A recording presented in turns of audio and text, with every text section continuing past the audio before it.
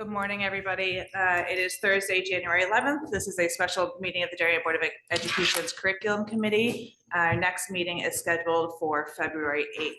Today, we will be talking about the literacy update and more about information from the state that came down, and we will be talking about our curriculum priorities for the upcoming school year. So I will turn it over to Ellen and Amy.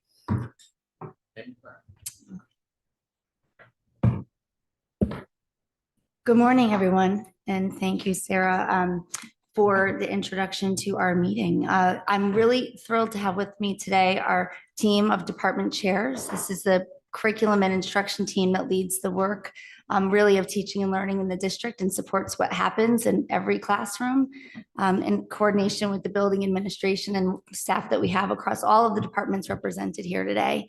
Also, Julie Droller, Director of Elementary Curriculum, and Alicia Dadd, Director of Mental Health.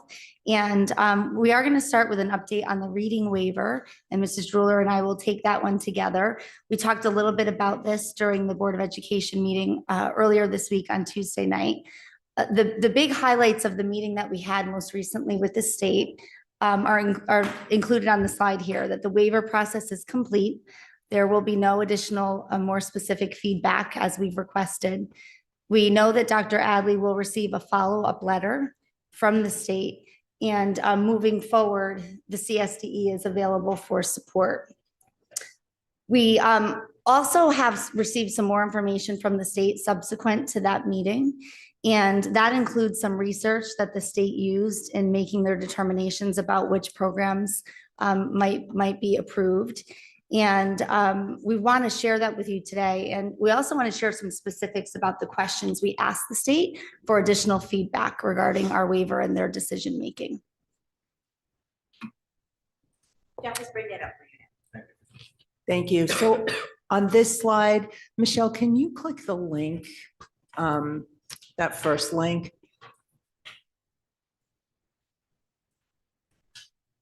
So these are the questions that we asked, and on page 1, those were just our general questions. And on page 2, you can see we broke out the waiver feedback. We basically just copied it because the waiver, it was so small and difficult to read. But those are our questions. And in some places, we said to the state, we strongly disagree. We provided evidence of a scope and sequence here, or we provided this, we have this. And they just basically told us that they're not going to look at this again. So we wanted you to see that. We also linked here, we asked them for research. That was one of our questions. What evidence is there of research on any of these programs? And they said that they had done some, they contracted with Hanover to provide some research. So we looked at this, and we just think it would be interesting for you to see the types of districts that they use. There are, I believe, are 4.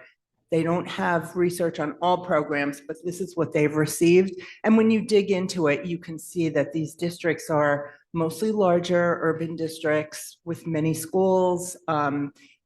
It just appears that there was nothing in place prior to implementation of these programs. So just interesting data to look at. We really did, one of our primary questions was exactly that, about the research regarding the programs and how we can be assured that there would be a positive effect of implementing those in district. We also asked for clarification because while they said that the rubric was not meant to be a feedback tool, it was meant to be evaluative, there were some inaccuracies. For example, like the publication dates, excuse me, of the resources that we use were like 5 years off in some cases. So we were just a bit concerned about how we could be really sure that the waiver was read, carefully, and that there weren't any errors in the feedback that was given to us. But again, our next step, as they've outlined for us, is really that we, along with other districts who are, especially in a transitional waiver period, can have support from the state. They weren't really able to, or didn't anyway at the time, discuss with us what that support would be like. So we are going to be, of course, reaching back out to the state for more specifics on that. But during this particular meeting, that wasn't able to be discussed. So they also said that there would not be, the main purpose of this, again, was to get clarity between what we presented versus what the feedback and not really even necessarily to validate one thing or the other, although you've had that we update this morning, but they did not provide that and would not provide that. Essentially, they will send one of their reading, I don't know if it's a specialist, whatever you want to, actually not quite sure of her credentials at this point, but a person to work with the district. They will not then say, okay, now your program at any particular point in the future is meeting their guidelines. They're not going to give you that. So this is a status in place and time. We will have someone who will work with us just to continue to work with our staff, our professional staff on this matter. The superintendents in surrounding areas, we have a meeting this afternoon, several of us. The next step actually, it doesn't preclude, we said we would keep an open mind regardless, right? And we know we have work to do in certain areas anyway. So we're happy enough with that and we're going to continue that. But I'm also going to continue the line of question with the state. And the next step might be actually going to the State Department of Education at some point, probably as a group of superintendents or groups of boards or otherwise. So we'll see where that next step in the process is. But as far as they are concerned, they're finished with us unless they want someone to come down and just work with us on the materials that we're looking at and programs we're looking at. Thank you. I hear your frustration, both of your frustration and yours as well. And I think I share that. I mean, I think the intent of this legislation was great. I think the implementation of it has been less than stellar, and it's put us all in a little bit of a tricky spot. We certainly do have work to do in our literacy curriculum, but just hearing that they're not really open to more discussion is frustrating. We do have a legislative breakfast tomorrow. Is this a conversation that will be had then, do you think? This has come up on all the legislative breakfasts. So the answer to that one is yes. Yes, okay. And I think there's been a couple of pieces in the local media from different districts in the past, week or so. We are not alone in this frustration. We linked a few. Sorry. We are not alone on this. And I think, yes, we have work to do, but the support from the state is less than ideal. So I'll open up to more comments and questions. Do we have a copy of this? Do we have a copy of the additional slides that you're showing right now? So we can look at the links? I didn't see that. Yes. No, because we didn't have this and we didn't meet with the state until late Monday afternoon. And so we received this information at that point. So this was after the packet was warned and the meeting was noticed. So we'll now be able to make this available. Okay, thank you. You're welcome. Yeah, it seems like there's kind of two key points here. One is like, how are we going to deal with this like rollout from the state that seems like it lacks a lot of transparency and they're not giving us much feedback. And then the second is what you alluded to, Sarah, in terms of like our actual situation with our reading and literacy and how we're going to deal with that. So, I think on the state side, it sounds like Dr. Bradley, you're doing like everything you can, and elevating it seems like the best way to do it in terms of who you're dealing with. So however we can be supportive and helpful, we're here for you. Good. Thank you, sir. Thank you. Do you want anything? Are you good? No? Okay. If there's nothing further, we will move on to our second agenda item, curriculum priorities update for this next school year. Okay, thank you. Once again, so happy to have our curriculum and instruction team here. I think collectively, this is our absolute favorite thing to talk about in teaching and learning, curriculum and instruction, assessment and professional learning. And you'll continue to hear us talk about how all of those things are connected. Today, once again, we just want to demonstrate that everything we do in the area of curriculum is certainly related to the district priorities that are within what we're seeking to accomplish in the strategic plan, what is set out within our vision of the graduate, especially around that area goals 1 and 3. Curriculum writing and revision cycle is something that this board, I think we'll see as something new that this team has been working on since we were together, really mostly, I would say September on. We began this work. And so we'll be able to talk with the board about why we think it's important to have a curriculum writing and revision cycle, although our curriculum continues to be responsive. That's how the curriculum has been written historically in the school district.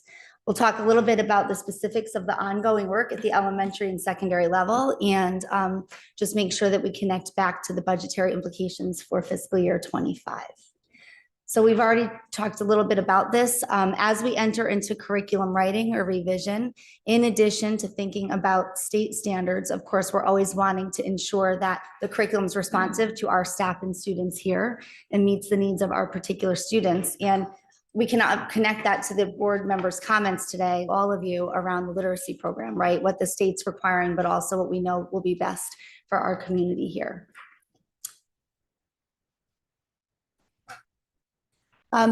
This slide just really indicates what I was speaking about a few minutes ago, about how curriculum cannot really be divorced or separated from instruction, assessment, or professional learning.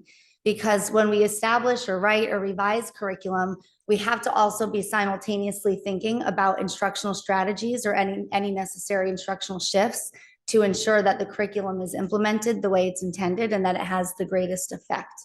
So you'll see as we talk about the development of curriculum writing, some language that relates to not only the standards and the skills, like what the content of what the curriculum is, but some parts of the curriculum development that relate more to the implementation and also how we assess. And that is really around assessing for learning, how students are making progress toward learning targets, but also really assessing the effectiveness of the curriculum as we implement it.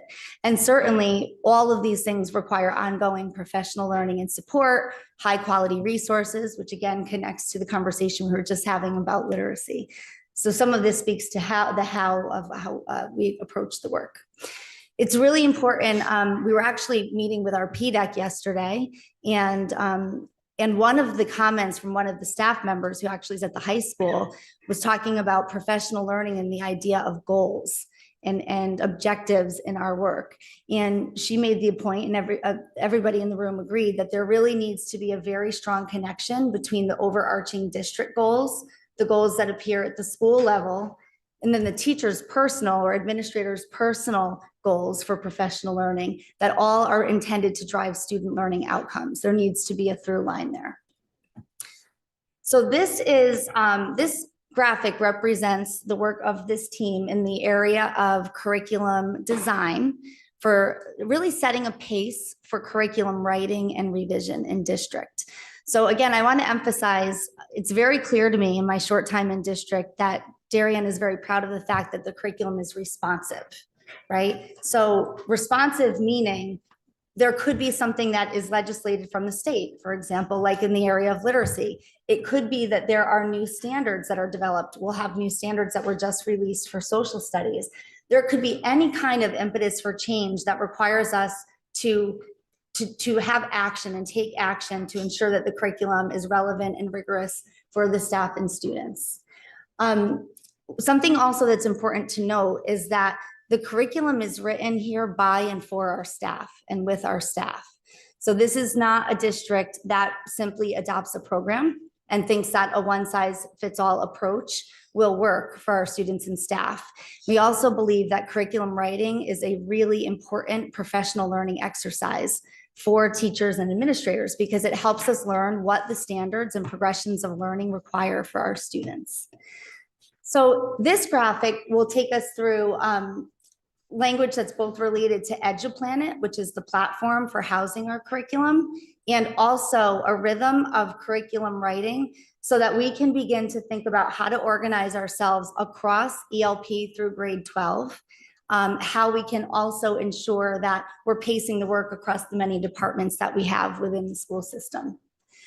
So within the first year of writing curriculum, we seek to establish goals. And I'm going to go back and forth between these two slides because I added a little bit more information here that I think is maybe helpful for the board and our community. So part one or stage one of writing curriculum happens the first year of curriculum writing. And these would be some primary driving questions that curriculum writing teams would consider in developing that portion of the curricula. So it's the idea of what do we want students big picture to be able to learn and do to take away as a result of their learning and experience within the course and units.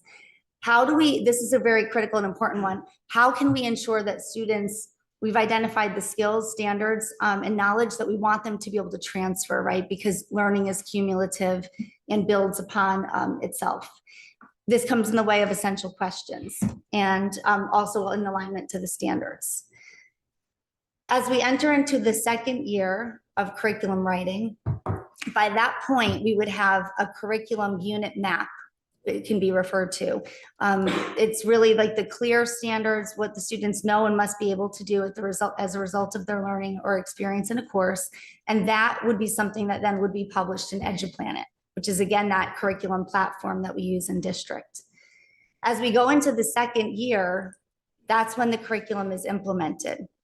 The curriculum is initially implemented, and we're also making determinations to clarify more concretely how we will assess for student learning. And we're providing more specific detail around the instructional strategies that will be used to support the unit. So some driving questions here in that phase of curriculum writing would be, for example, how will learners demonstrate their understanding and their ability to transfer knowledge and skills?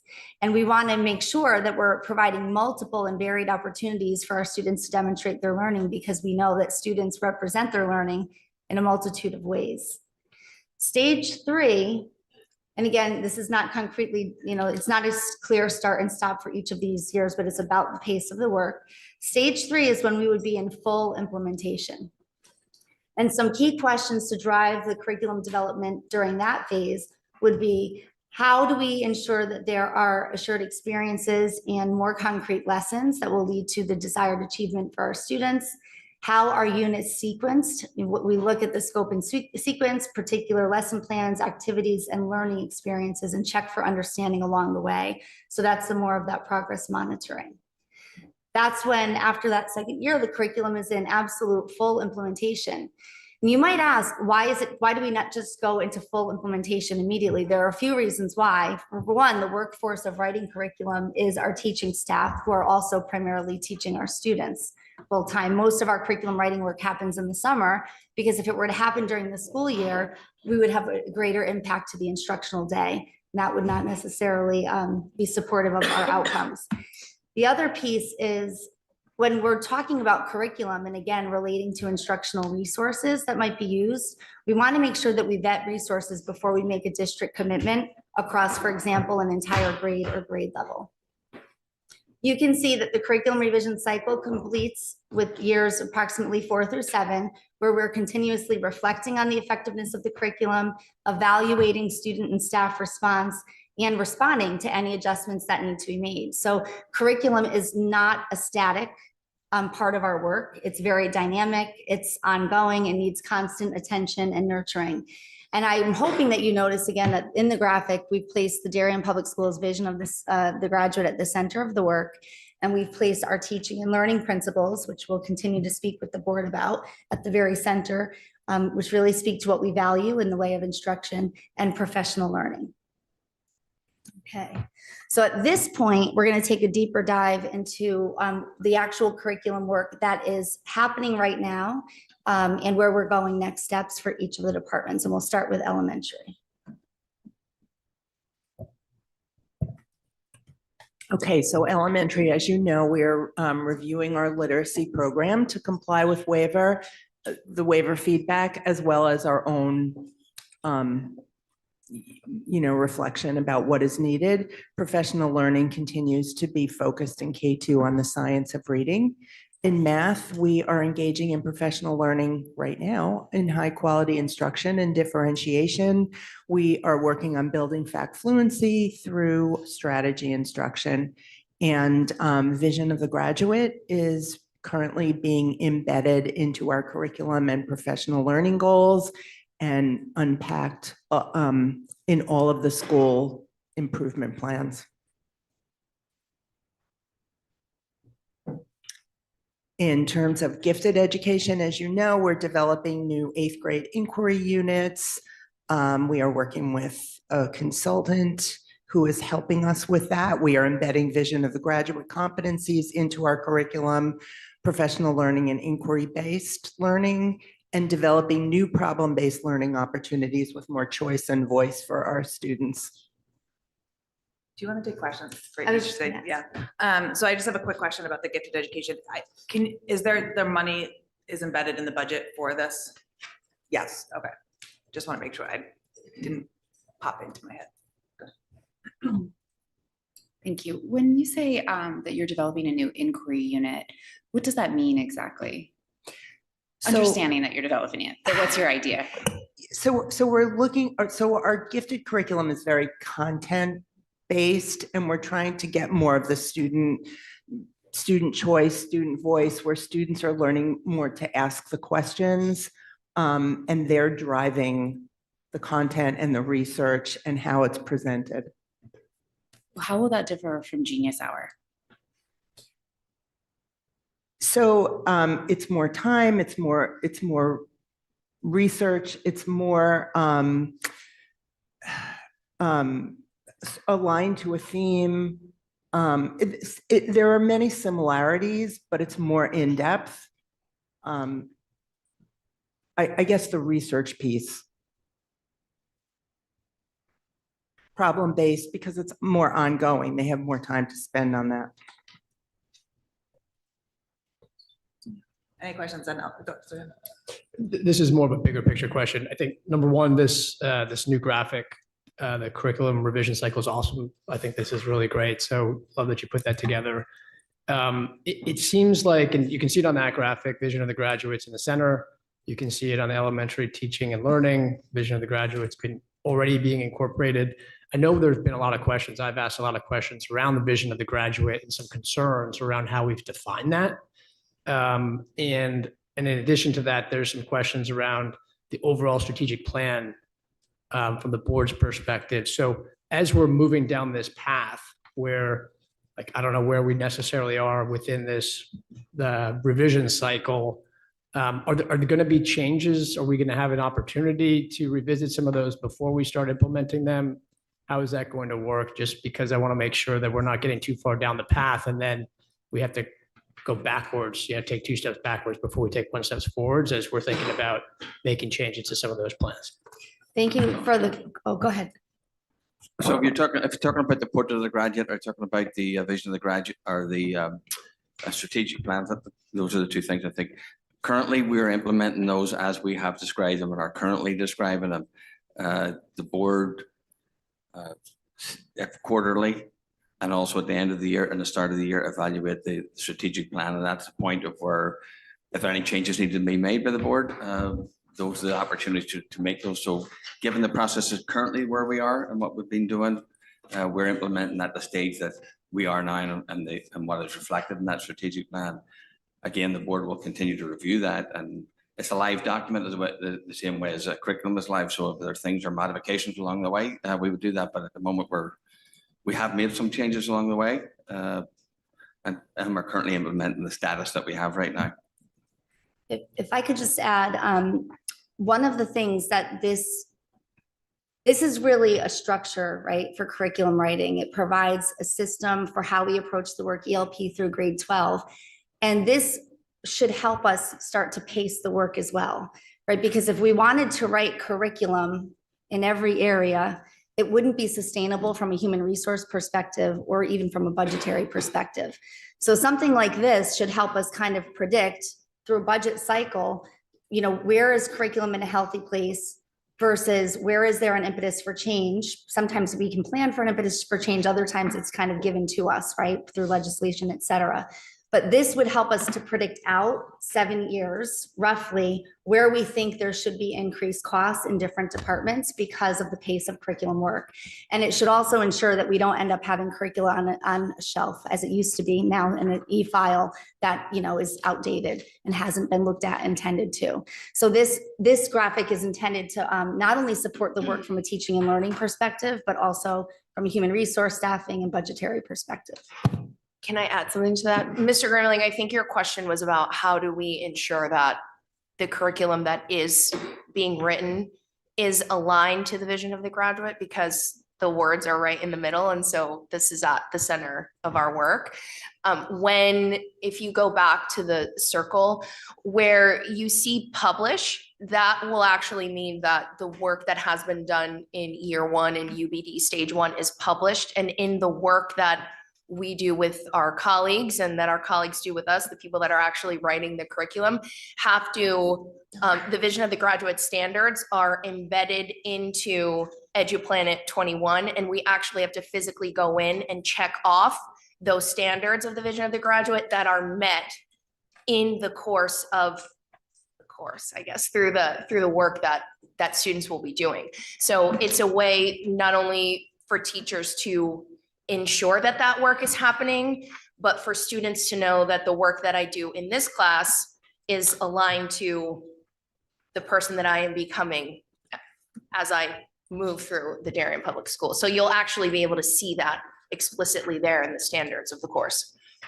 Yeah, mine was also more related to what Dr. Adley was referring to in terms of like I've asked questions around the vision of the graduate. Like, as I read it, I've been surprised. I mean, a student could graduate from Darien High School without excelling in any extracurricular, sports, music, arts, and could have all D grades. And it would still be consistent with what we think is the vision of the graduate. I think that parents don't expect that. They expect some level of excellence somewhere within either academics or extracurriculars. And so filtering that into the vision of the graduate to me is critical. And so before we're going and implementing this, making those changes, and it sounds like there's a cadence to that, making those changes is critical, because otherwise we're delivering expectations to students and telling them this is the goalpost, and then it's going to move. The only thing I would say to that is that one of the overarching, I think it says it in here, one of our overarching core values that permeates expectations, delivery of curriculum, how we behave, performance for students is excellence. So that has been defined, and it is one of our core documents around excellence in this particular district, and that permeates everything. Actually, you can nearly have that's why we entered in core values right at the start of it, and strategic plan, because they're the primary documents and that guide the work. And thank you for the question. And you can see here, Mr. Gramling, what you would see at the end of stage 1. So when the curriculum map is completed, this is what would become public and published for the community. So if we just, Michelle, if you can help us just slowly scroll through this, you would see the great level of detail, including the standards, any previous learning experiences that students should have had, the transfer goals, and then down here you can see vision of the graduate.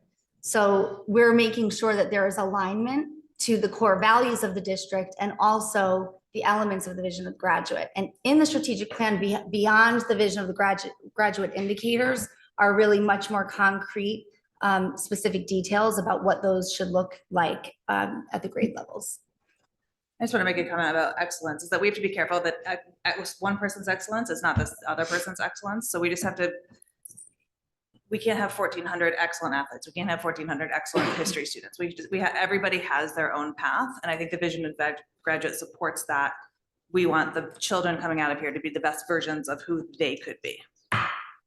Can I just, one comment? I mean, it looks like the vision of the graduate generally seems to be something you would accomplish through the instructional techniques of the learning in order to how to apply it in terms of your communication and empathy and collaboration, those kinds of things.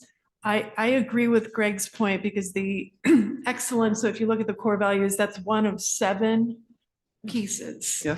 And the weight of how you value that, and in my mind, excellence gets to the core, what we are teaching, the content of the curriculum. I would just want to make sure that the content of the curriculum, whether that's in history or science or English, continues to have the excellence that we have had in past years in terms of what is covered and what it is expected that the students learn, so that in our efforts to actually incorporate more pieces of the vision of the graduate, we are not taking away from the actual content that we are expecting the kids to learn and be assessed on by the time they graduate. Because all of these 7 core values and all of the pieces of the vision of the graduate, in my mind, probably take some time to actually incorporate into the curriculum in terms of your instructional practice. And I would just want to make sure that the content is continuing to be as in-depth and detailed and, for instance, with vocabulary and like learning grammar and learning how to write an essay and learning how to research, that we're not taking away from the core content in our efforts to achieve diversity and wellness and all of the different pieces of our core values. And I don't know at what stage during this curriculum writing, is there any kind of an update, for instance, to the Board of Ed about, here's what we changed in these kind of courses, just so we could even have an opportunity to kind of think about that before it actually gets published. And I don't know, since I'm new in this environment, how or when that would occur, if there's even an opportunity for some kind of a discussion on that. So I would say that there is a lot of discussion, especially through this as a primary vehicle for when there might be curricular changes. For example, as we move forward with the literacy piece, right, we're talking about it the whole way through as we have information from the state and then how we'll implement here. Also, the department chairs provide regular updates to the Board of Education. The board would have information when new courses are put up for consideration. And the comment about the excellence with regard to standards, the standards are really clearly established in each of the curricular areas.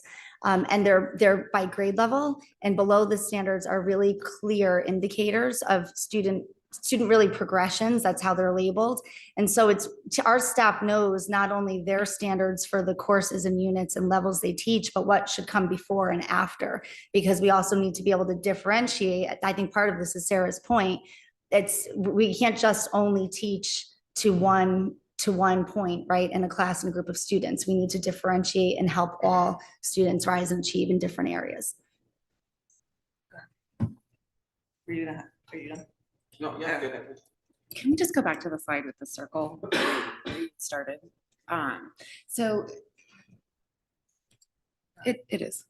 So I like how you have the stages of EduPlanet in here. And I actually think this could be a really helpful graphic to maybe build out where we are across the district. I don't know if is that where you're going? Okay, great.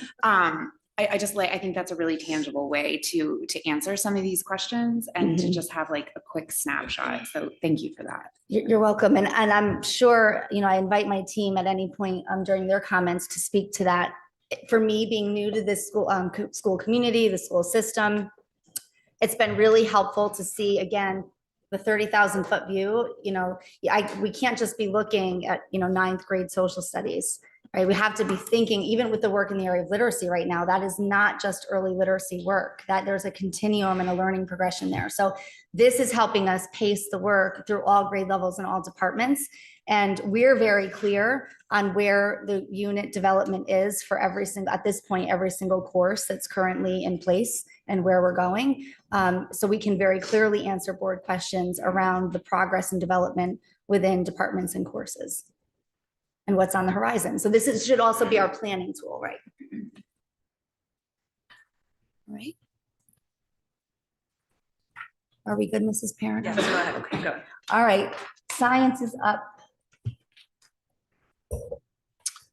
Good morning, and thank you for taking the time out today. My name is Christian Dockham. I'm the science department chair for the middle and high school. Really, the setup that you've had leads perfectly into the conversation that I'd like to have with our science curriculum and where we've been and where we're going. So as you can see on the slide, I really have put these courses in our science department into 3 bins. The established goals, which really is focused on establishing goals based on an impetus for change. And for our science department, that impetus for change was the next generation science standards that were adopted by the state of Connecticut in 2016. And really those were a wholesale change in what the state of Connecticut and really nationally educators and science educators felt were most important for a high school student to walk out of in terms of science skills, science content, and the science practices that scientists take part in. Our established goals courses have yet to go through that crosswalk and go through a change in those established goals. As you can see, one of those is a new proposal. So the anatomy and physiology is brand new. So that's really being built from the ground up based on those next generation science standards and the performance expectations that align with that content.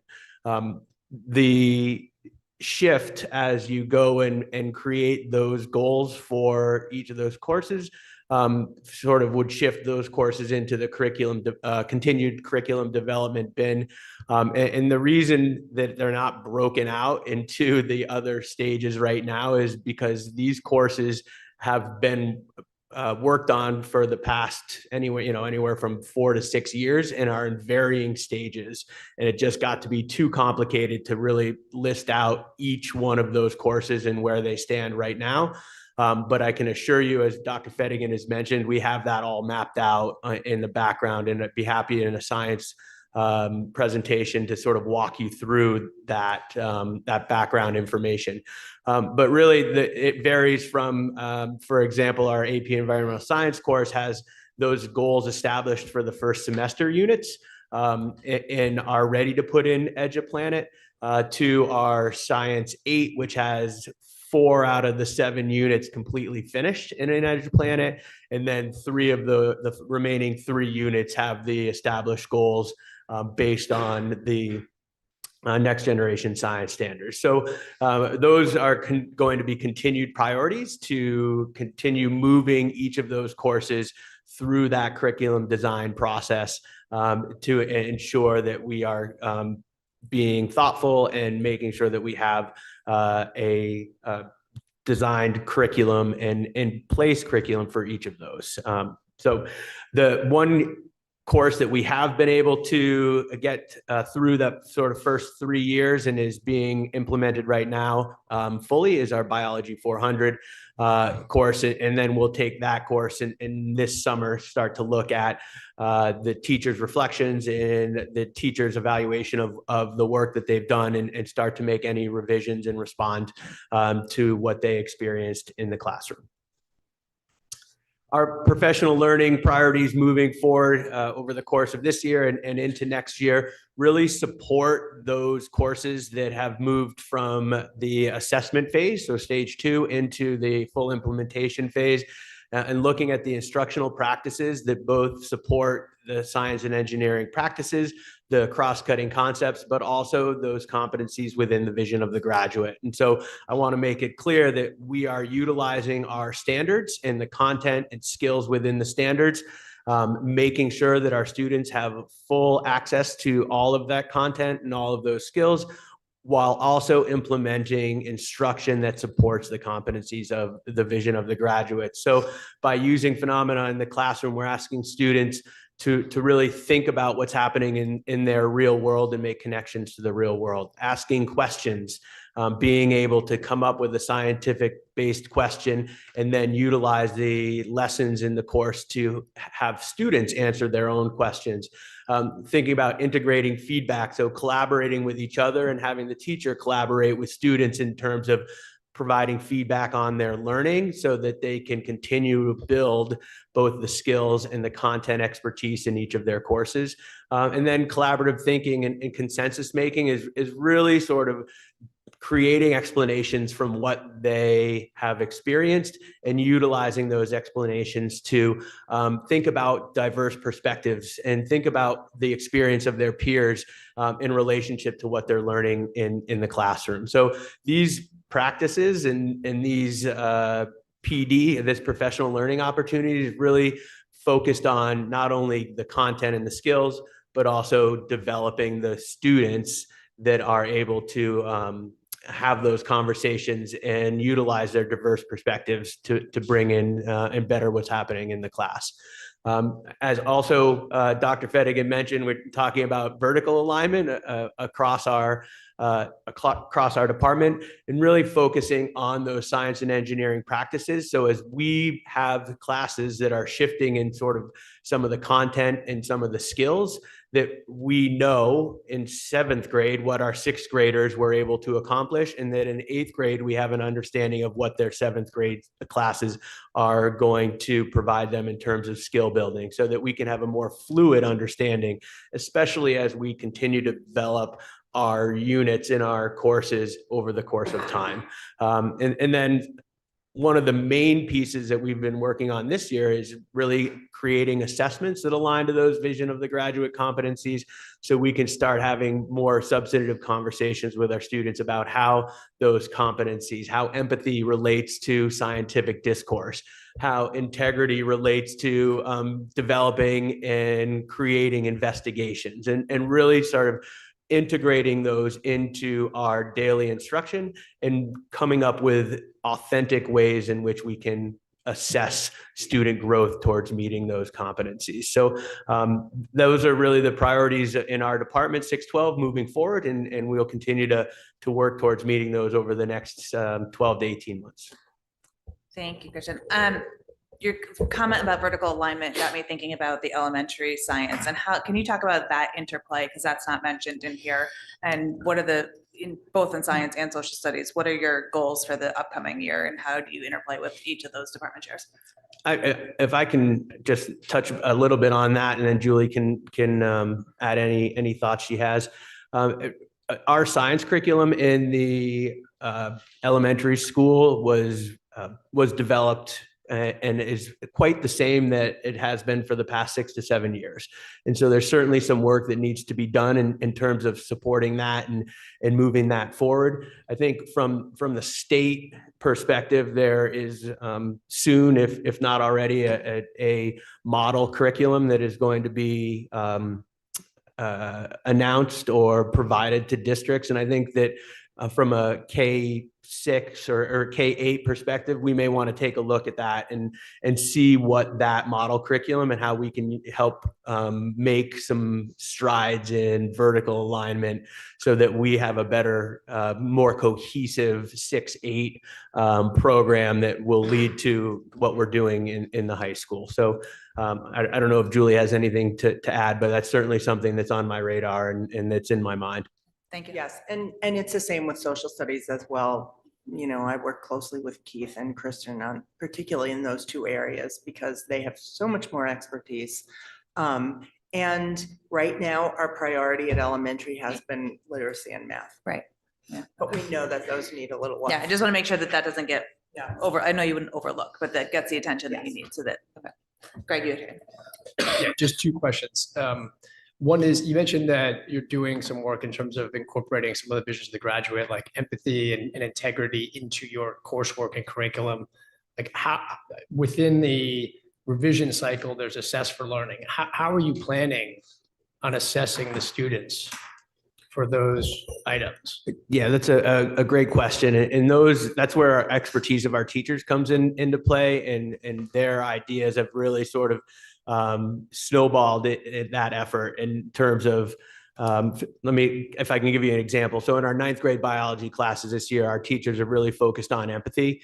And one of the ways in which they're doing that is using productive discourse in the classroom, which is essentially like integrating talk strategies into their classrooms so that in pairs, small groups, and whole class, the students have an understanding of what scientific discourse looks like and what scientific discourse should sound like. So in doing that, really focusing on giving students an opportunity to reflect on that process and then reflect on their experience. So a question might be, were my ideas integrated into my group's thinking during today's class? And then looking at that as a whole class and saying, you know, here we have a group or a class that 85% of us feel like our ideas are being heard within the group. That means that 15% of us are still not necessarily having that feeling that our ideas are being taken into the group think, so to speak. So really highlighting those areas of growth in our classrooms and providing the opportunity for students to reflect on those, that instruction and those opportunities in the classroom. So are there measurable objectives to define success? So we're looking for growth right now. And so this is the first year that we're going through. So if we have student feedback that says, you know, 20 out of the 24 students in the class felt like their ideas were heard. We still need to do work in the classroom to provide that safe space and provide that opportunity for kids to be more comfortable with integrating their ideas, listening to the ideas of others, and then utilizing those ideas to come up with the group consensus. So we don't have a benchmark, so to speak, right now. That's something certainly we would like to work on moving forward. But right now, our teachers are looking at growth in terms of the feeling of inclusivity and the feelings that those ideas are being taken into account in the classroom.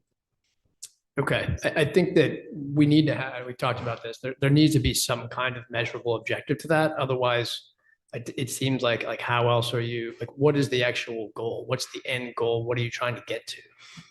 So in this case, our end goal would be to have classroom discussions that are more civil and that are giving our students the opportunity to learn from each other and taking in the ideas of all students into their group work or into the consensus building that's taking place in the classroom, and understanding that we all, no matter where our backgrounds are or how strong we are in science, we all come in with ideas that are going to support the learning within our classrooms.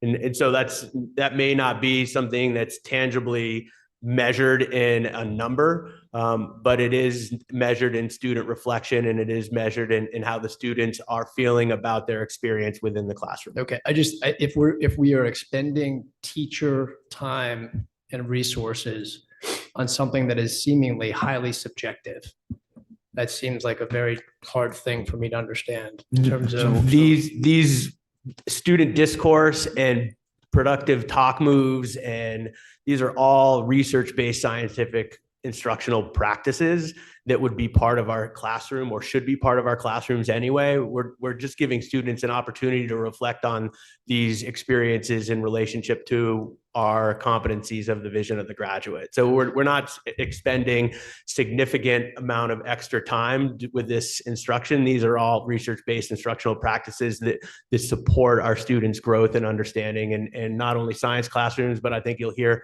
similar things within my colleagues as they talk about the instructional practices that are found within their own content areas. Some of those examples that Christian gave are how would kind of make more visible student thinking and how students are understanding the content, right? So there's no sacrifice to the content or skills, but sometimes how students express their learning would come out through some of those tenets of the vision of the graduate.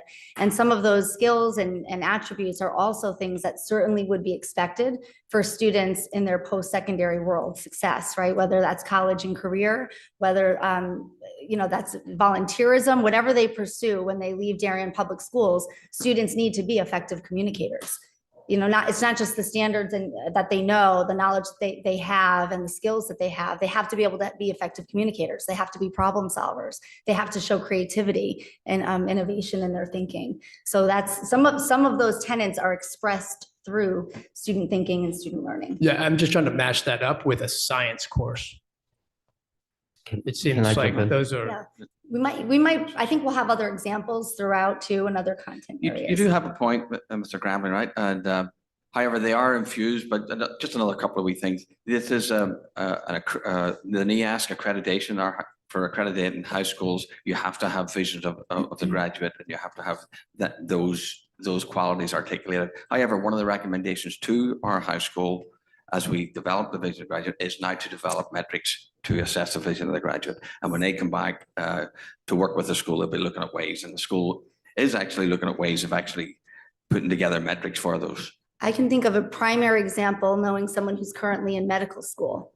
I think nobody would argue that there are concrete pieces of knowledge. There is a definite skill, right, and what the course of study would prescribe. But there are other courses that would speak to empathy through, for example, patient contact, right, and how you deliver challenging messages when working with a patient and family. So I know that's part of a curricula for that part of the scientific field that you can see just a progression even through post-secondary world. Yeah, So I was similar just like ideas. sort of surprised. So when we look at the page 6 to 12 science and we see established goals, and I basically like all the different sections are just lists of different classes, which I understand are part of the curriculum. But I would have thought like some of the goals would have been more specific. Like, for example, and I don't know how you measure it, but AP Physics.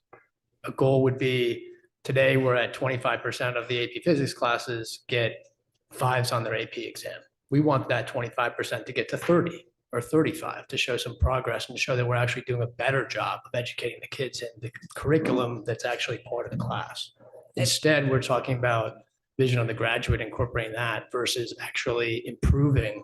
And that goes to everything, right? This is just an example, but that was kind of surprising to me. I think the goals that they're talking about here are the goals within the courses of what do we want the students to learn and come out of the course with?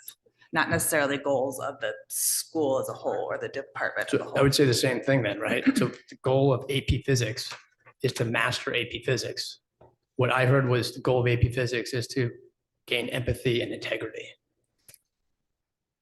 That, I think we want, well, I think it's a discussion for an ongoing discussion, to be honest with you. Because we can have continual dialogue about it, because I don't think they're mutually exclusive in some cases. So if I can just respond, if we talk about AP Physics, the goals of AP Physics are laid out by the College Board. So as we establish those goals within the curriculum revision cycle, those goals are established by the College Board, and those would be the goals of our students going through an AP Physics course. Now, that's not to say that those competencies are not going to be highlighted within the context of that course. But for a course like AP Physics that is highly content centered, those are going to be the priority goals of the course. And we're going to be weaving those competencies within the context of those content and skill goals. That's certainly the same with all of our science curriculum, but I would be remiss if we didn't highlight the importance of creating good human beings and giving students that essential background to understand what's going on in the world and how to use that content and how to use those skills to be successful humans moving forward. Because I think we all know that not every single kid in our Biology 300 course is going to grow up to be a molecular biologist, but they do need to understand some of the basic concepts and be able to utilize those in a way in which to better, hopefully, use those to better themselves and to better the world around them as they move out of Darien High School and into post-secondary education and into the real world. So I take your point.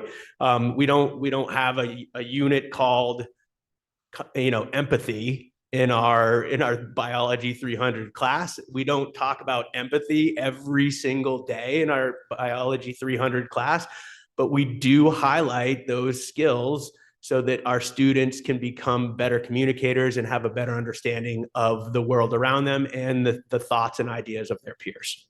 And the content learning goals are actually laid out within unit plans. College Board gives them to us for AP courses. But of course, we also look at the student success rate on multiple measures. AP is a prime example. And we look to see strands where there are trends where students have done well. And we also use that information to make adjustments to the curricula, right? So it's about student outcomes, but it's also about the system that we're providing for children in which to learn. The question of how the vision of a graduate intersects with our classrooms has been asked more than once, as is how do we measure and assess the success of vision of a graduate. So I would suggest that while I don't want to cut off robust and important discussion, I think it's something we should identify as a specific item and figure out where, Sarah, it belongs for an explicit discussion. It will likely belong just, and it's already scheduled in an update to the NAC accreditation visit, because that's explicitly where it is. Okay. Good. Thank you. I want to make sure that we're not being reductionary here. I think it's important to notice that the title of this slide is professional learning and instructional practices. Like, in no way is what's on this slide an outline of the content that our children will be tested on. Like, this is something that is embedded within, just like when we talk about language skills and communication, those are embedded across all of our classes, right? This is why some of the benefits of a team model is that at the middle school that we can be talking about concurrent vocabulary within classes so that children have multiple disciplines and opportunities to talk about things. And I think that this, what you're explaining, Mr. Dockham, I think that this becomes more apparent when you have students in high school. I can tell you, in talking to my high school student, who's in the middle of midterms right now and is studying, you know, he will tell me that he has a midterm in world history today. And there's a massive amount of content and that he needs to know about all the wars in Russia and in China, right? Like that's what he's studying. But then if I ask him about his day, he might also tell me that within that class, there's a participation component to the grade and that you're expected to speak at least 3 times. Those are the embedded things I think that Mr. Dockham is talking about. Do you ask questions in class? Can you listen to someone else's question and consider their point, even if it differs from yours? That's not what's on the test. That's not what the kids are walking away with in terms of grades and competence. Well, it is with competencies, but it's embedded. So I just want to make sure that we're not being reductionary in thinking that a sub goal of the class takes away from the actual content learning. Can I just kind of adding on to what Katie's saying? They also are doing group projects more and more. They're doing oral kind of presentations as opposed to just a written multiple choice test. There are a lot of written kind of, you know, free answer things. So, I mean, I think, again, it is embedded, but what I have seen is that there's an increased focus on helping the students to actually achieve all of those different skills, which really is important in terms of how you educate someone. It's not just being able to get 100 on a multiple choice test. So I mean, that's at least been my experience. And I have 3 high school students. So I think it's really skill-based, but we are teaching the content. Yep. Thank you, Robin. Okay, we'll keep going. Christina Mauricio for 612 World Languages. Hi. So what I'm presenting here are the curriculum priorities for next year, but also there is a significant amount of information about what's going on this year and what has happened in the past embedded in the slide. So for next year, we're looking to establish goals, obviously in Mandarin 8, because next year will be the first cohort of students that will be in this class. Also to establish goals for all 4 levels of Latin at the high school and the last 2 years of Mandarin at DHS. However, also in this line of Mandarin, we'll then have to talk about what will happen to the sequencing in the program once the students from 8th grade reach the high school. So my anticipation is that we will still continue to offer Mandarin 1 as we do in all of our languages. We offer an introductory course a year 1, but the sequencing will change once that cohort of kids arrives at the high school. And this would be, if you're thinking back to the awesome graphic that we made, this would be stage 1 in that pie chart.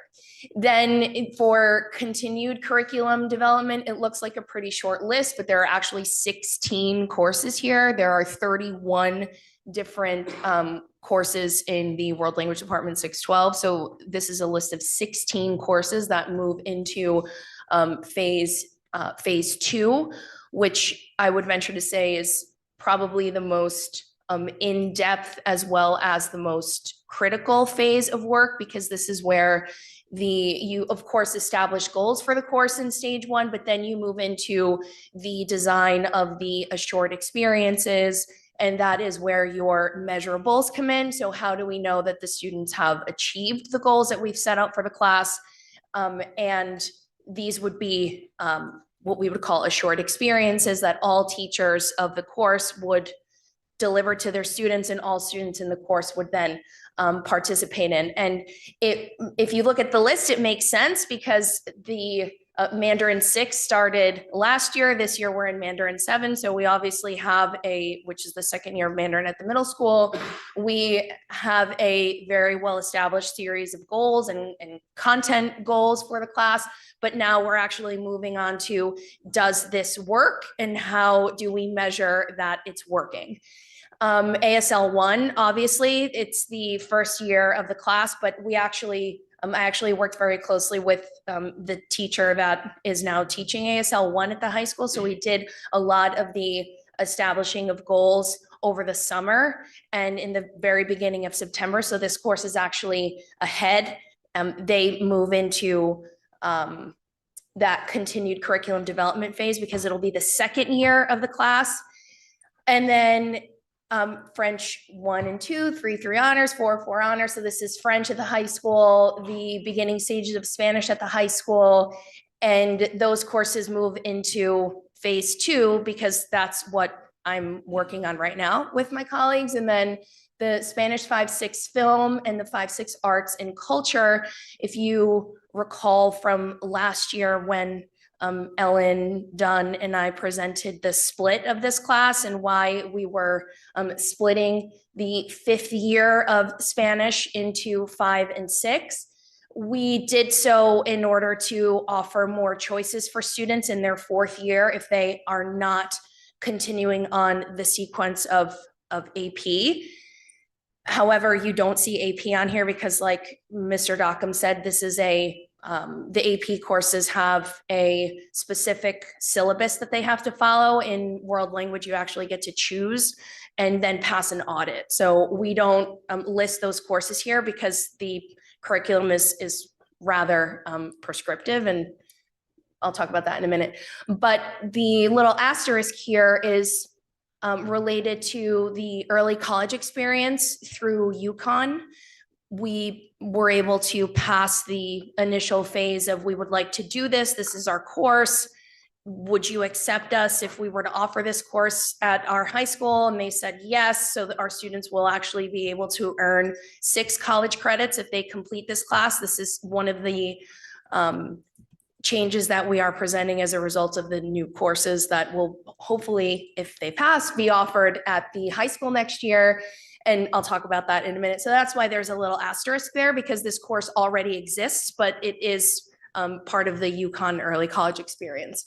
So this will be the continued curriculum development work for next year. And then the courses that are in full implementation right now, Spanish 6 and 7, French 7 and 8, and Mandarin 6. So this is a very middle school heavy list of courses because this is where we've done the most curriculum work. This is the base of our students that are moving through the program, especially when you have a program like ours that is proficiency based, where the results are evidenced by how many students earn the seal of biliteracy now when they graduate from high school.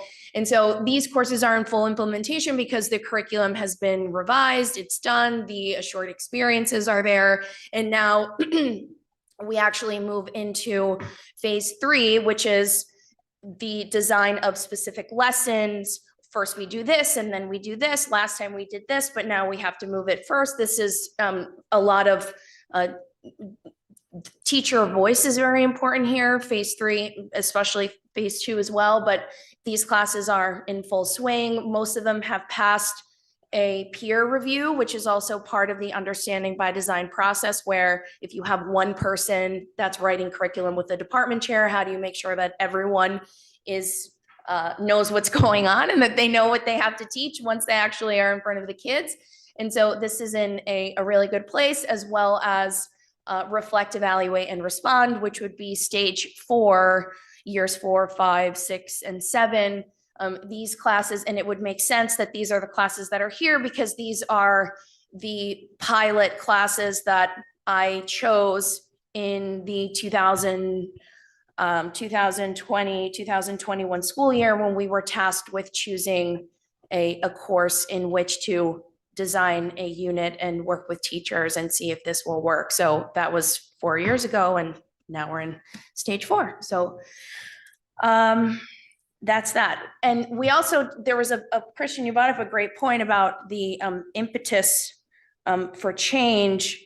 And that's really the starting point of all of this. There were several of impeti, that would be the plural of impetus in Latin.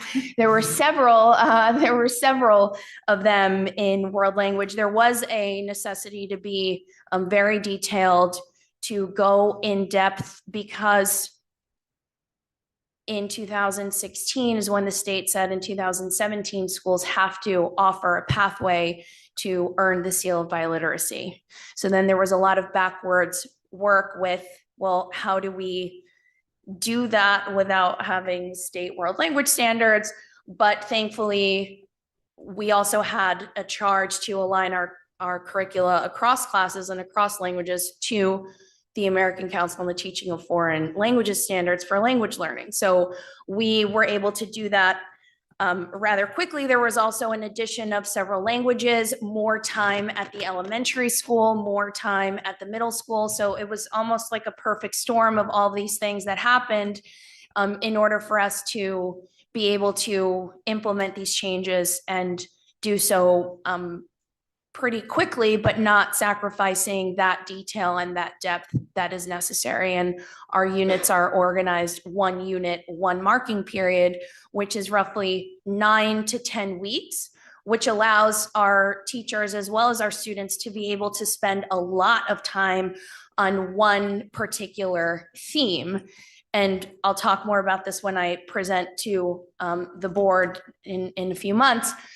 But there was also a charge to increase access to AP classes. So we started with 40 students, and last year we had, in 2016, 2017, we started with 40, and last year we had 221. So this is my colleagues, the curriculum design, those were the charges that we had to be able to move forward in making these changes. So for next year's professional learning, the integrated performance assessment, design and implementation, I could spend 4 hours explaining what one of these is, but just to give everyone a little bit of an idea, this would be a summative assessment to determine whether someone is able to meet the proficiency goals of the course. So yes, we obviously have vision of the graduate goals, but there is a proficiency goal. Once you've spent a certain amount of time in the class, you should be able to do X thing. The integrated performance assessment is a way to measure that. It's a summative task. I don't want to call it a test because it's not really a test that has a right or wrong answer, but it is a measure of what a student is able to do in a certain mode of communication. And then also provides the teacher with a lot of information about how do I support my student in the areas in which they are not meeting those proficiency goals. And there are rubrics. And again, I could spend 4 hours here talking about this because these are amazing, but that's just a little bit about that. And there is also a need to do this because our seal of biliteracy numbers are very high. They are among the highest in the state. There's almost half of our seniors last year earned the seal of biliteracy at graduation. And so it's for us, it's also about how do we get more students earning the seal of biliteracy, because yes, we have very high AP participation and very high AP numbers, but the seal of biliteracy is a designation that goes on your transcript. You get a certificate. It's a thing that you can take to every college and university to say, I actually did this in high school, whether the university accepts AP scores or not. And so for us, it's how do we look at our proficiency assessment data and target those areas so that more students achieve the seal once they arrive in high school. Next year, there's also the adoption of the state of Connecticut new world language standards. The group that is tasked with making them and writing them, I am one of those people, is charged with releasing these for the 2024-2025 school year. And we're hopeful that we are hopeful that we are able to move a little bit faster than social studies, no offense, but I'm very happy to hear that you finally have your long-awaited set of standards. But the adoption of these state standards will then influence the way curriculum looks and the way it is written. We also have instructional rounds at MMS and DHS. So this will be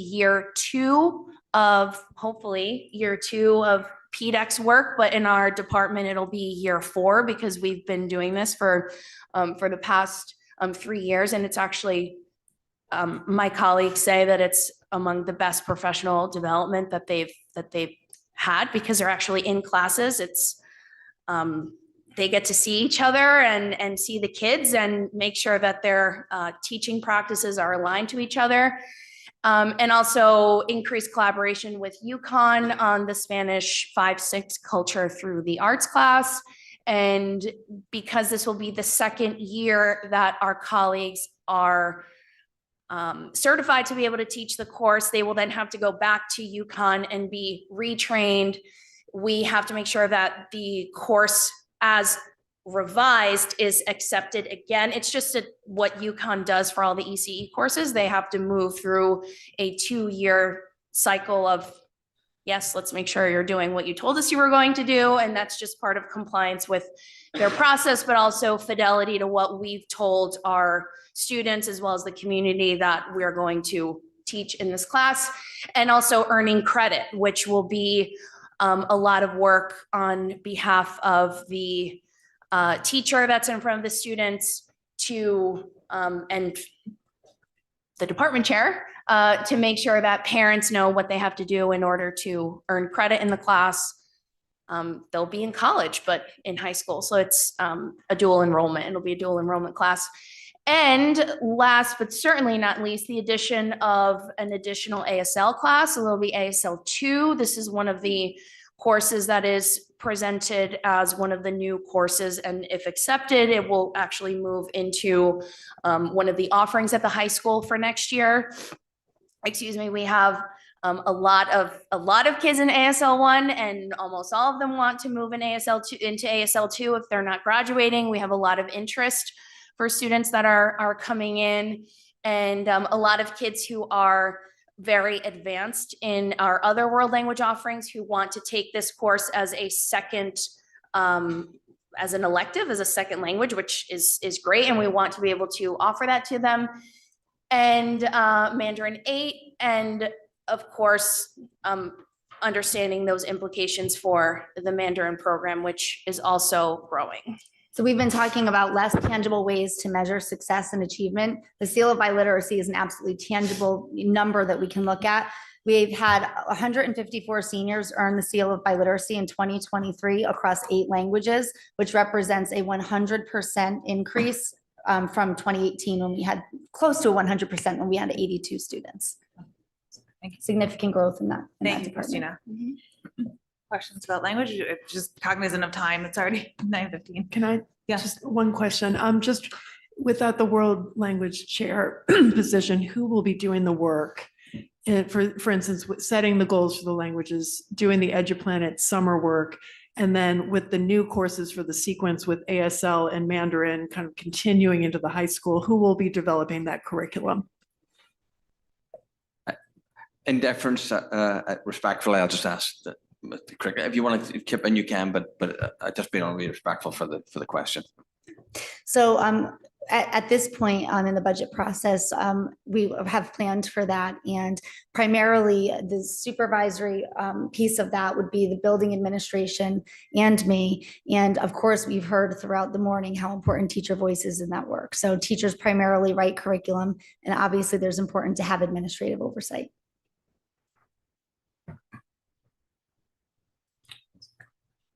All right, Keith. Okay, good morning, everyone. So on the left side here, you can see these are the 5 courses that we're looking to establish goals and do some of that stage 1 work this summer. You can see Christina was talking about some of the AP courses. While those are quite large and there's quite a bit of content behind them, the nice thing is that they are largely laid out from the College Board. So we'll have a lot of that we'll be able to utilize. That should also allow us to have the time, manpower to continue to develop some of the courses that you see at the right there. Those are courses that we've worked on, have largely done most of the stage 1 work for. We'll continue to move on through the stage 2 assessment, focus on assessments, focus on learning plans. So I'm excited that we'll be able to really give it a good go this summer and get a lot done. The AP Psychology course, I'll highlight, that's one of our newly approved courses. So one of the things that we'll also have to do there is have some of our teachers, at least one, if not two, attend the College Board summer sessions to get them up to speed with what the course, all that the course requires, and the test that comes at the end, obviously, is an important part of that. So we're excited to continue with our curriculum work. You have a brief list here, and then on the next slide, you can see some of the focus that we have as a department. On the left are what I call our instructional practices, the things that we're working on in our professional development, our department meeting times. These things come out of mid-year and end-of-year meetings that I have with teachers. So as I go through the 31 of those meetings that will take place in just a couple of weeks, there are clear trends that come out of that. And so last year, one of the ones that we focused on was this idea of promoting student independence, wanting students to feel like they have more agency and that they can be more independent as learners. That's something that we have started to work on and will continue to work on moving forward. As other departments have said, we're continuing to embed the vision of the graduate work into our coursework. And I would just highlight here that the content that we teach is the vehicle through which we teach the skills. And there aren't times where we are saying, let's pause talking about history and put this aside, and now we're going to do vision of the graduate work. It becomes very embedded. And just as a quick example, this is something that I'd be happy to develop further for my annual departmental update to the board and give some more concrete examples of this. When students are writing papers for us, that deals quite a bit, obviously, with the effectiveness of their communication. We can also embed creativity in that, because we don't just want to have a recitation of what's already been said. We want them to take a creative argument to put forward a thesis that's new, at least new to them, to find evidence that would support that. That's also going to deal with curiosity. So a lot of it gets embedded in the tasks that we give students. It doesn't become an additional thing that we're doing, but it's rolled in with some of our other work. And lastly, AI in the social studies classroom, which is something that we started off in August talking about as a department, and we're still wanting to learn more about. It's something that's here to stay, I think, for quite some time, and so we want to find a way to live with it. But we also want to be careful that we give students the right direction to use with it, that we also aren't introducing it to them too soon, and we're doing it in appropriate ways and finding ways to use this with integrity. So that's something that we're still continuing to learn about and we'll continue to work on. On the right-hand side, you can see some of our other professional learning that we'll be doing, as I mentioned before, getting prepared for our AP Psychology course. We're also going to be taking a look at our course offerings, particularly our transition from grade 8 to grade 9 and our grade 9 course, Western Civ, and contemplating the implications of an honors Western Civ course and what that would look like. We also will be, as Christina had mentioned, in October, we were very excited to finally get our state standards released. We actually, in our November Professional Development Day, did an initial review of them, and we're going to continue with that process. We'll actually be doing a little bit more work tomorrow on our next PD day that we have. And so we'll identify areas that may need some development or revision and work on that. And then the last bullet probably seems a bit redundant, but it's different. Not necessarily in the content standards that were released, but as parts of other pieces of state legislation. The topics that I listed here are topics that the state is requiring be somewhere in a student's social studies coursework. So when these get released, the state has accompanying that. Typically they will organize or run professional development experiences and give teachers access to resources that may be useful for that.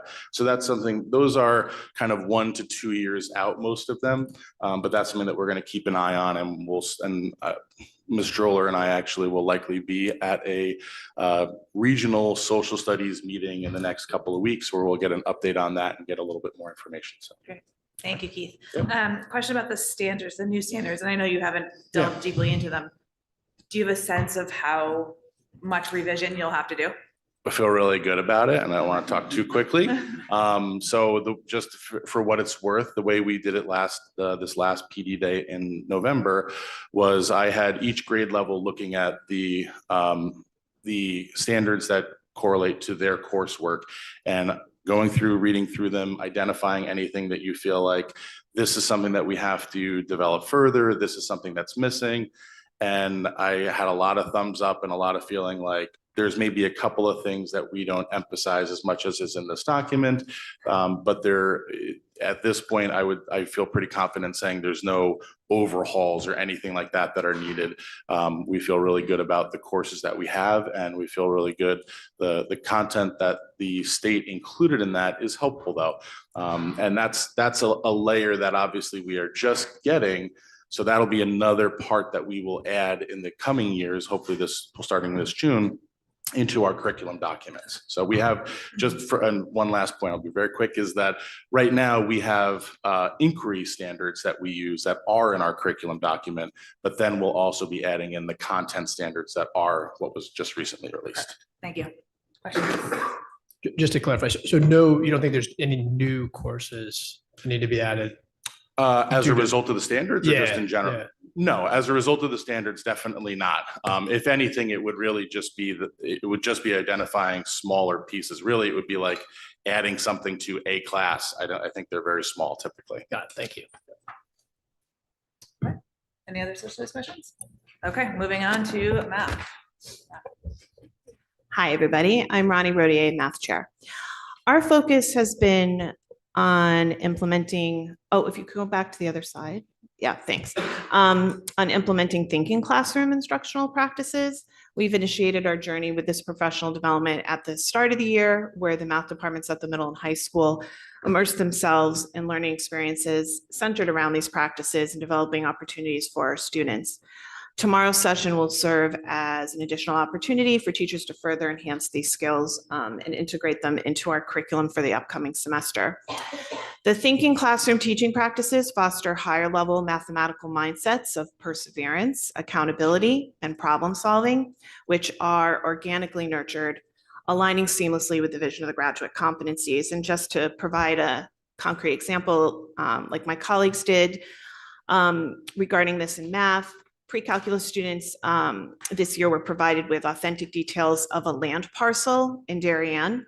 And faced with limited information, their challenge was to ascertain the parcel's boundaries and area accurately to ensure proper application of tax rates. A strong sense of directional aptitude became imperative. Students exercised autonomy in determining their approach to the problem and planning their steps for resolution.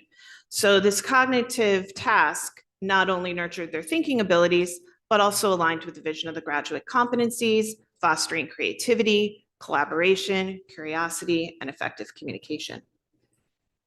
Looking forward, our department's roadmap includes continuing this good work for our students and embedding more vision of the graduate opportunities and assessments, just like the one that I just shared in our units.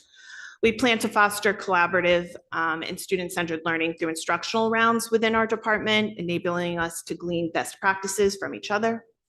We will also begin to explore the integration of new AI tools in the math classroom. This is a fast-growing field, recognizing its potential as a valuable educational resource. Our commitment to curriculum development remains strong with a focus on advancing ongoing courses judiciously.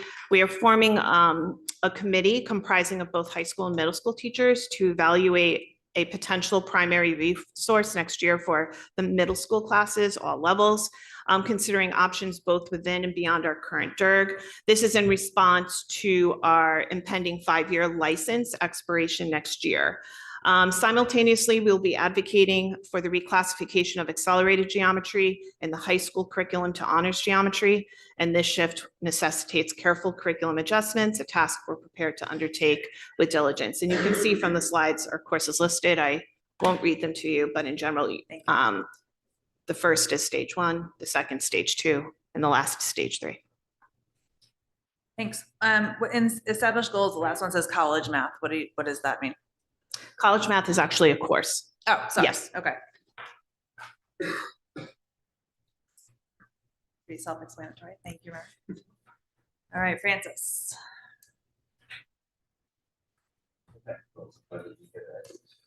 Pleasure to be here today. I'm Francis Janosko, the department chair for English. And actually, is there a way, Michelle, to start with the other slide? That one, yes, please. Well, you've heard my colleagues talk about the different stages that we have been going through with curriculum development, and the same holds for English. If you look at stage 1 and established goals, those courses represent courses for which there is written curriculum, but we are looking at, you know, the basic components of what we're going to be translating our courses into EduPlanet.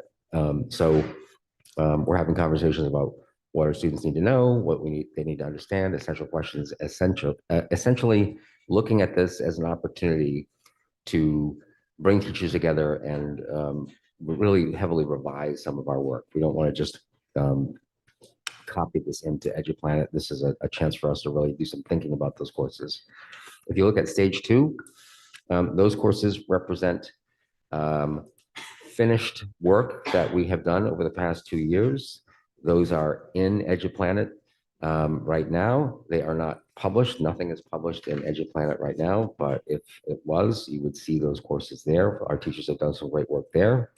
And if you look at the top right column, you'll see a list of courses that we designated as targets for the spring. We are going to take a crack at revising those courses and implementing those into EduPlanet as well. A couple things I also want to highlight here. Most of you are familiar with our newly approved courses. You can see at the bottom left, Imaginative and Experimental Literature is one of our semester literature thematic-based courses that was recently approved. We're going to be adding it to our other choices that our seniors get at the 300 level. We're excited to add that to a very robust series of courses that kids can choose from for our seniors. So we're looking forward to doing that work in the summer. And then theatrical storytelling, you'll remember, is an interdisciplinary course that we are working on with Colleen Thompson and teachers in the music department and some of our theater focused English teachers as well.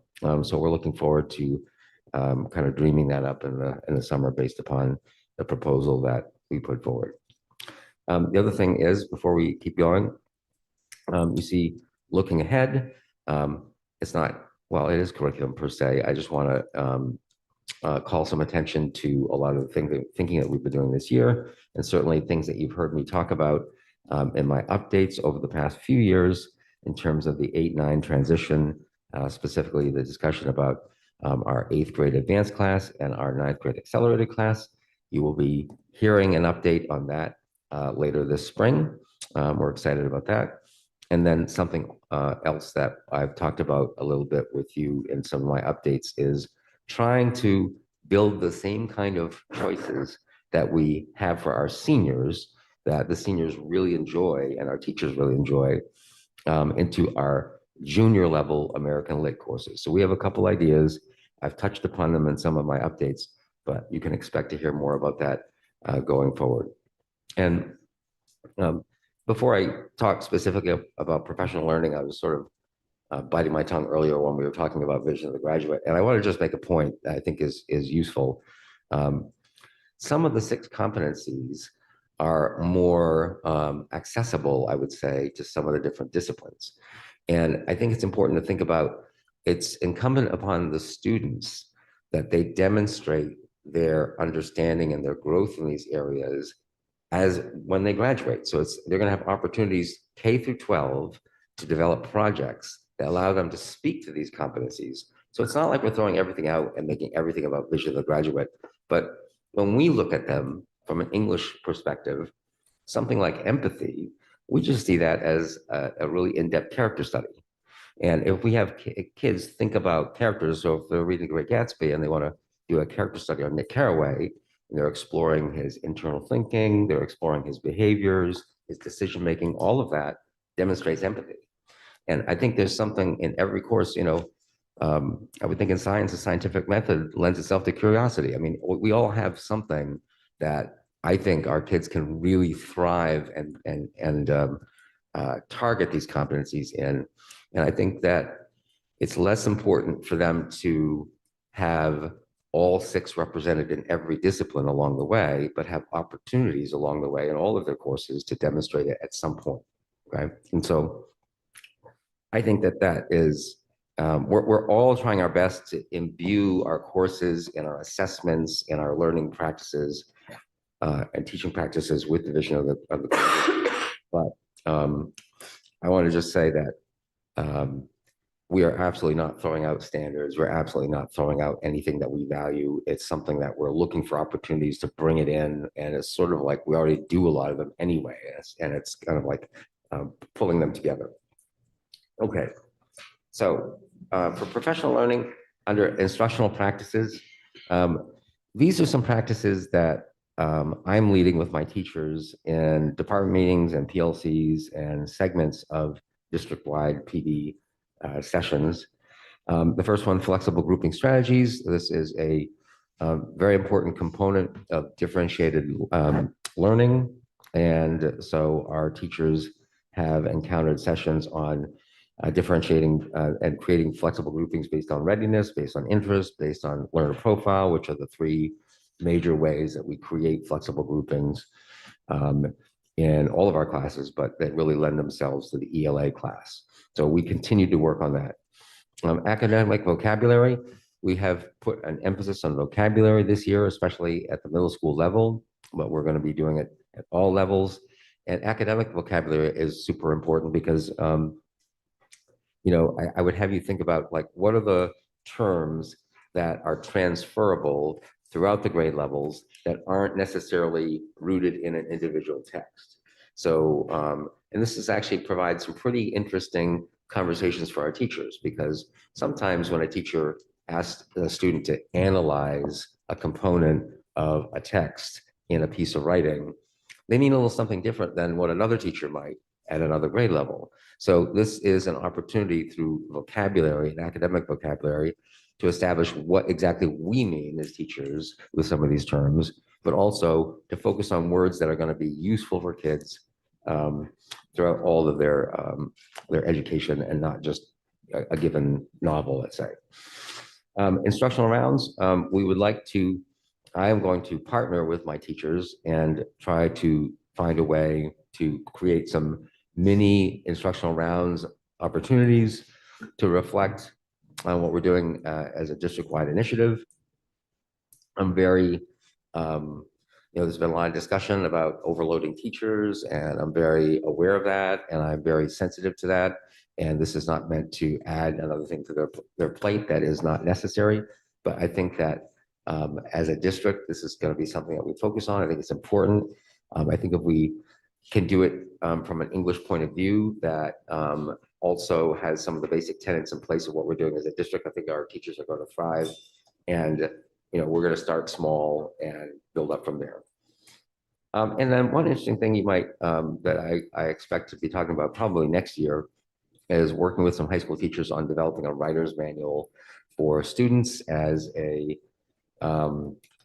resource. But once again, sometimes getting teachers together to create something for students is really a professional development opportunity in disguise. And that's really how I'm looking at it. It's a chance for our department to think about what they value and some of the approaches and make it more cohesive. Finally, at the bottom, you've heard me talk over the past couple of years about our approach to professional learning in English 6 through 12. And so what we've done is create expertise groups whereby teachers are presented with a list of important instructional practices in English, and they have made choices. I have provided them with resources and scholarship and research to support their investigation of those topics and subjects. And then they are, using them in the classroom and reporting out to their peers about how they're going. I will say that I don't think I've really done anything in my 7 years in this role that has had the impact of this. I think if you had a chance to talk to my teachers, you would see that. And when I do an update in March, I believe I'm on for March, I will provide some examples from some of the teachers of what they've learned and the impact on students. Thanks, Francis. Questions about English? Katie? Thank you. My apologies. I actually have to leave in a few minutes. I have a class at 10. So this is really for all the department chairs. Just a couple of overarching thoughts. I'm curious to know, and I'm sure this exists somewhere, but if possibly we could see it at a future date, I'd love to see some of the developmental paths.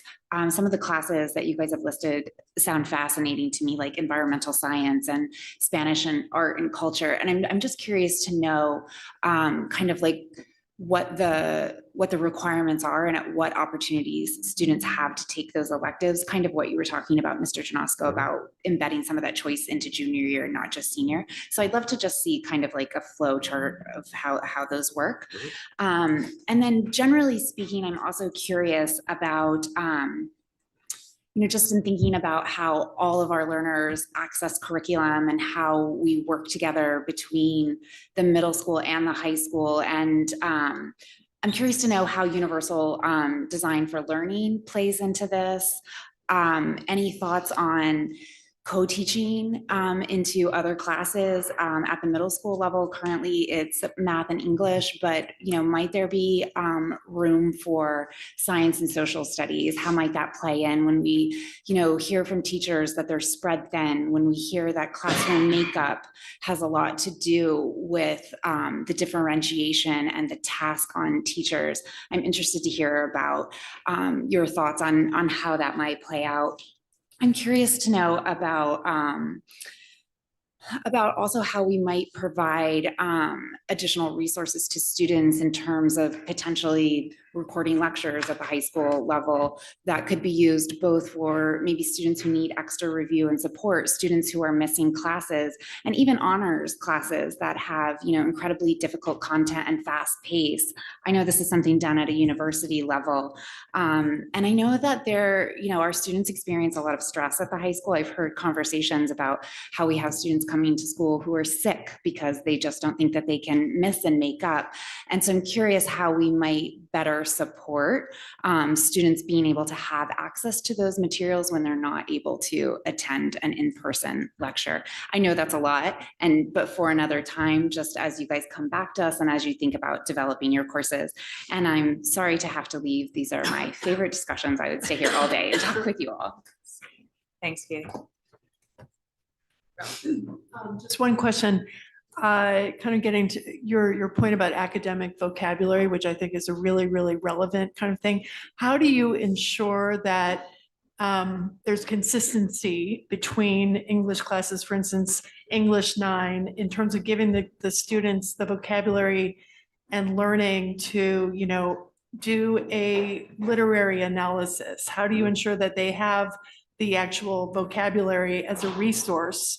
Because sometimes it seems that some teachers just assume that they know it, whereas other teachers will be very concrete in giving them the different tools. And I'm curious how you plan to kind of ensure that that happens.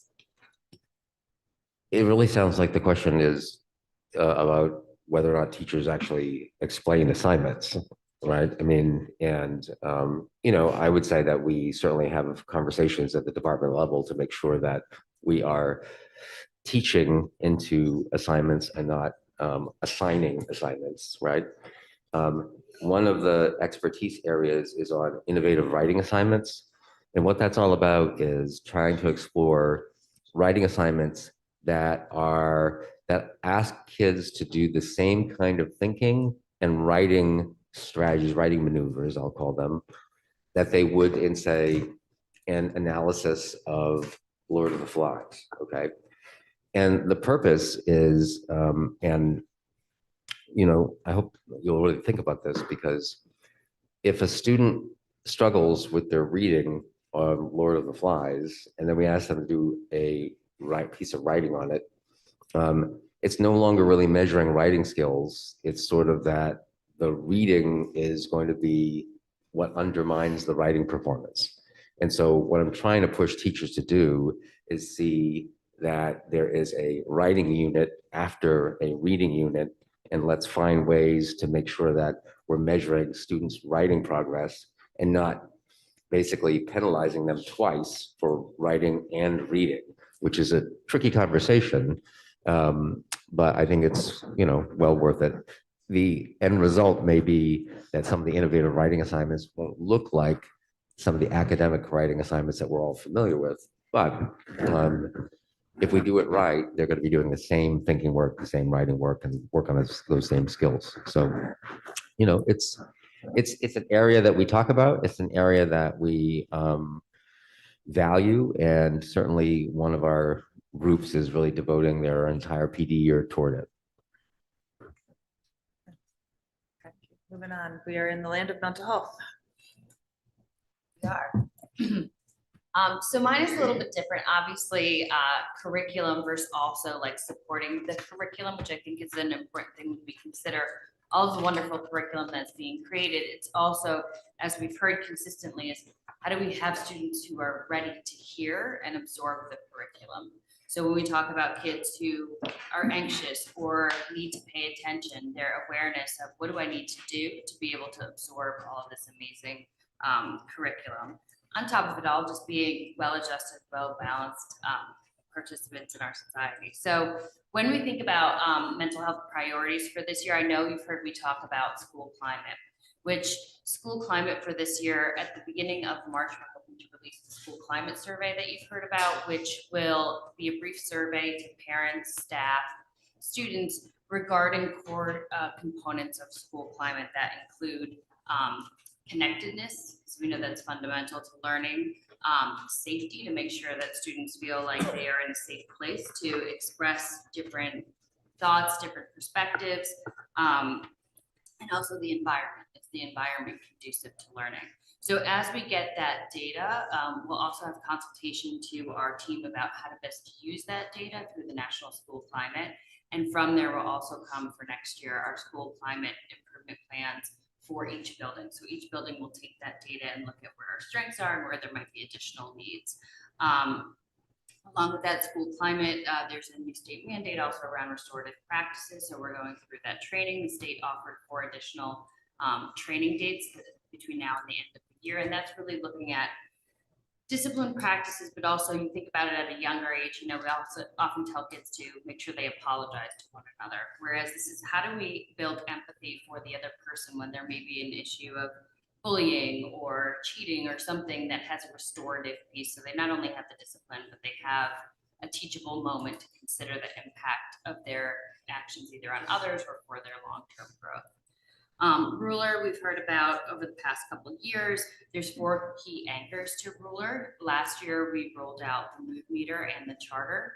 So those continue this year, and it looks different depending on kindergarten and actually before that, even in early learning, all the way through to 12th grade. Through that, we have continued professional learning. They have a robust online learning community where you can share ways in which you've taught and adaptations based on what's developmentally appropriate.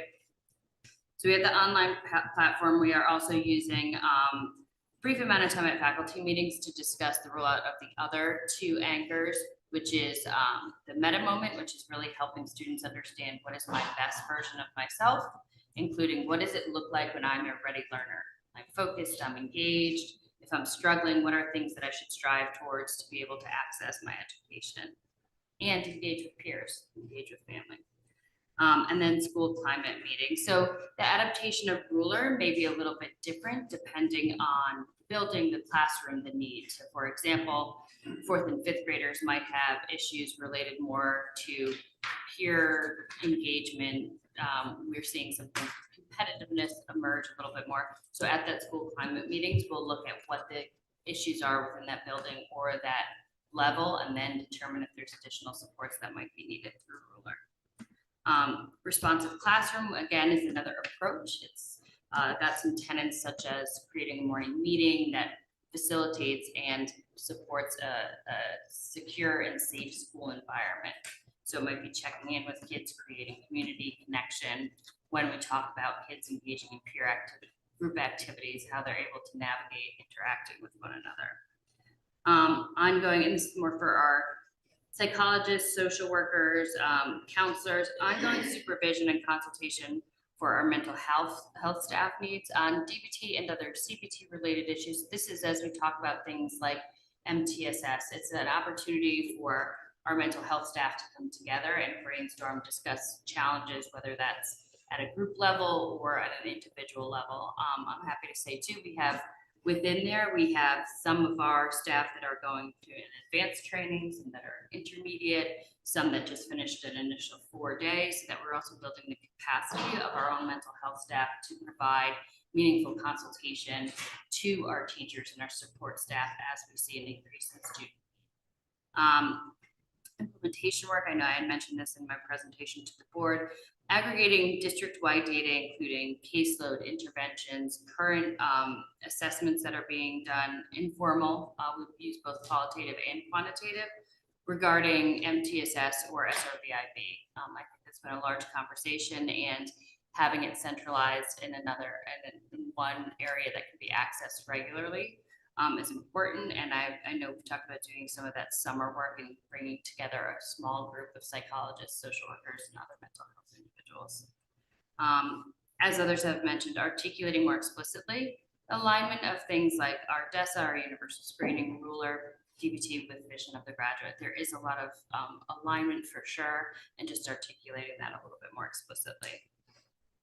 Continue the parent workshops. Those are, I think, been helpful in terms of getting, when we talk about different types of data, getting kind of informal focus groups about what are some of the needs that individuals are seeing within their family. It also helps gather what kids are actually bringing home with regards to some of the social emotional learning and ruler.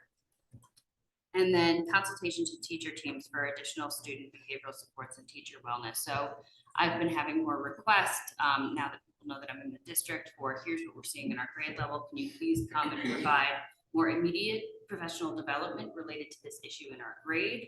Can you come and can we speak about a student with some additional strategies?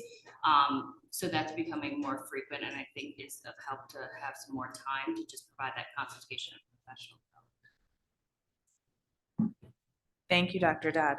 I know that we talked a little bit about the restorative practices the other night and adding that into our agenda about with the new legislation on bullying, and just want to keep that top of mind, that that's something that the whole board would like to talk about. And maybe we wrap it into when we have the results of the school climate survey, and just thinking about how that could be presented to the whole board. I don't think I have anything else. Robin. What is DBT? So DBT, it's a long name, it's dialectical behavioral strategies. So basically that's the idea of we teach students, and actually it's also relevant to the teachers and adults, a wide range of strategies relating to if they have interpersonal conflict, how to both validate someone and have constructive disagreement. So that might be one example. It's also around mindfulness. There's a lot of research to show that when our kids are sitting in class, if they're worried about who I'm going to sit next to at lunch, or if they're worried about my test next period, it actually inhibits their ability to learn new information. So there's very specific strategies on mindfulness. So it's interpersonal effectiveness, it's around mindfulness.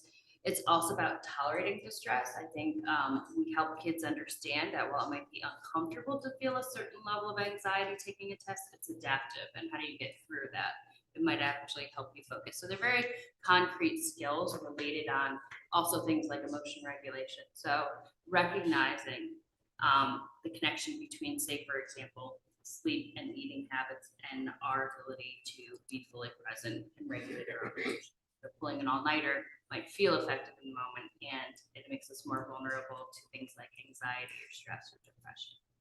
So those are some of the specific skills that are integrated either in small groups, and that's what a lot of our psychologists, social workers. We've had some conversations at the board level around the presence of smartphones as it relates to mental health and anxieties related to social media and other things. Does that play into some of your priorities for this year? Whether it be as it relates to setting, I know we need to figure out whether we're going to set a broader policy related to cell phones, which is not currently in the schools, but any insight that you have into what you're seeing at the student level in terms of the access to this throughout the day, how that's impacting their mental health. Is it an impact? And that will be helpful for us as a board to make determinations, and probably for Dr. Hadley as well, in terms of deciding what that policy should look like.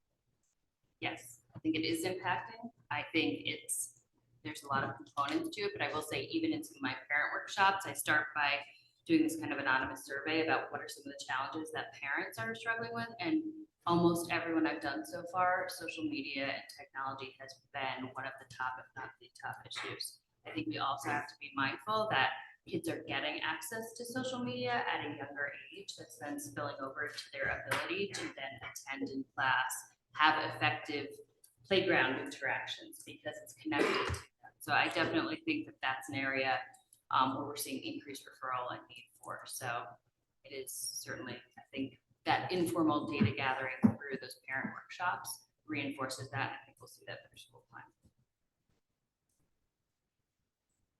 Thank you. Colleen.